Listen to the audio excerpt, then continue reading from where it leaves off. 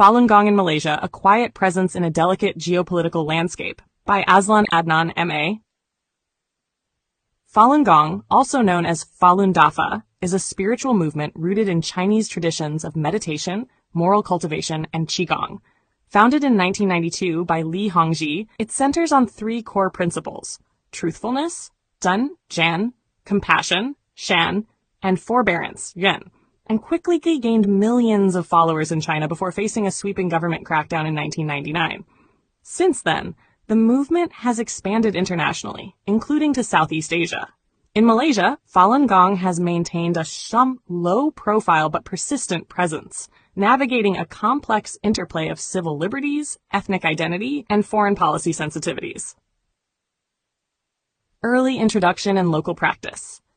Falun Gong was introduced to Malaysia in the late 1990s, primarily through Chinese-speaking practitioners from China, Taiwan, and Hong Kong.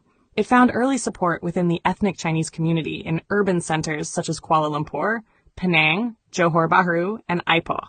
Adherents gathered in public parks to practice the movement's 5 exercises, 4 standing and 1 sitting meditation, and to study Li Hongji's principal text, Zhuan Falun.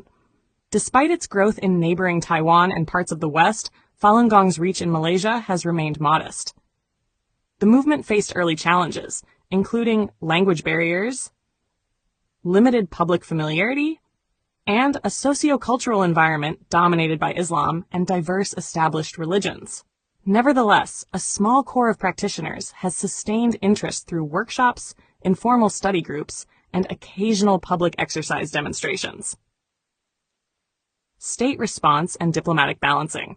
Malaysia has never officially banned Falun Gong, but its approach has been quietly cautious, shaped in part by the country's deepening economic and diplomatic ties with the People's Republic of China.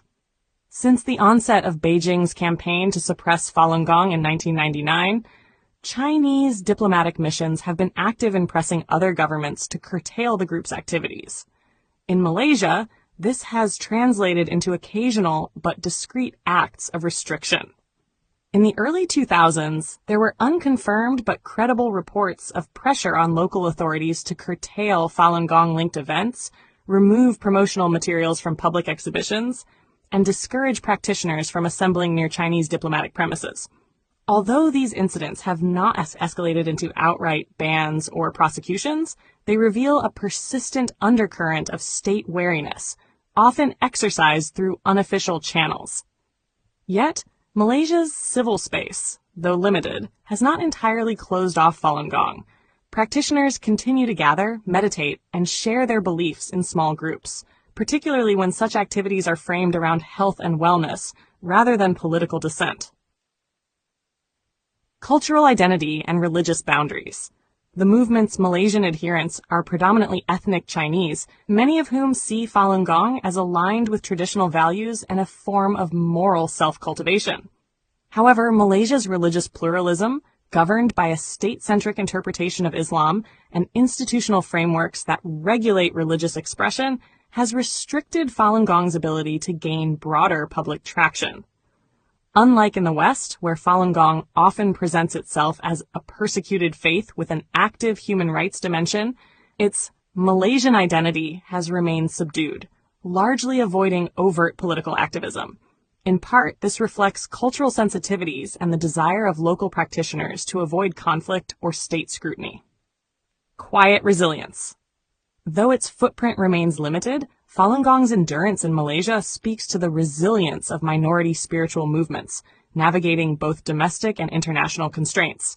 Without formal organization, temples, or paid clergy, the movement survives through informal networks of volunteers and grassroots initiative. While it has neither drawn large followings nor significant state repression in Malaysia, Falun Gong remains emblematic of the delicate balancing act many transnational spiritual movements must perform in Southeast Asia, caught between individual freedoms, ethno-religious boundaries, and the shadow of China's growing global influence. Falun Gong, also known as Falun Dafa, is a modern spiritual movement combining traditional Chinese Qigong practices with a moral philosophy rooted in the principles of truthfulness, Zhen, compassion, Shen, Shan, and forbearance, Zhen, Ren.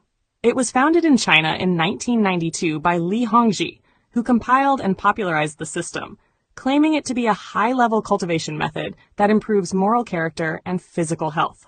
Part Origins and Beliefs. Falun Gong is grounded in ancient Chinese traditions, particularly Buddhist and Taoist cosmology, but Li Hongzhi framed it as a practice distinct from religion, with no temples, formal membership, or rituals. Its core texts include Zhuan Falun, which elaborates on its metaphysical teachings, and supplementary writings by lay. Practitioners engage in meditative exercises and strive to live by the 3 core virtues mentioned above, believing spiritual elevation can lead to enlightenment. Li also presents controversial cosmological ideas, such as the existence of multiple dimensions and extraterrestrial life, and opposes modern scientific materialism, homosexuality, and mixed-race heritage, the latter especially criticized in scholarly and human rights circles as discriminatory. In the 1990s, Falun Gong grew rapidly, amassing millions of practitioners across China. Its popularity and independent organization alarmed the Chinese Communist Party, CCP. After a silent mass demonstration in Beijing on the 25th of April 1999 near Zhongnanhai, where over 10,000 practitioners gathered to appeal for recognition and an end to harassment, the CCP under Jiang Zemin labeled Falun Gong a heretical organization and launched a massive crackdown. From July 1999 onwards, the 610 office, SNAR, was established to oversee the suppression. Reports of arbitrary arrests, forced labor, torture, and deaths in custody have been documented by Amnesty International, Human Rights Watch, and UN rapporteurs. Perhaps the most controversial accusation is that of organ harvesting from imprisoned Falun Gong practitioners, a charge which has been supported by independent investigations, e.g. by David Matas and David Kilgore, but remains disputed by the Chinese state. Global spread and political advocacy. Since being banned in China, Falun Gong has shifted its center of activity abroad.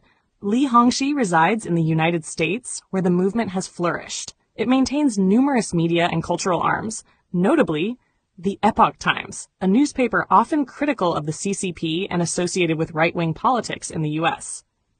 New Tang Dynasty Television, NTTV, offering Mandarin and English language programming.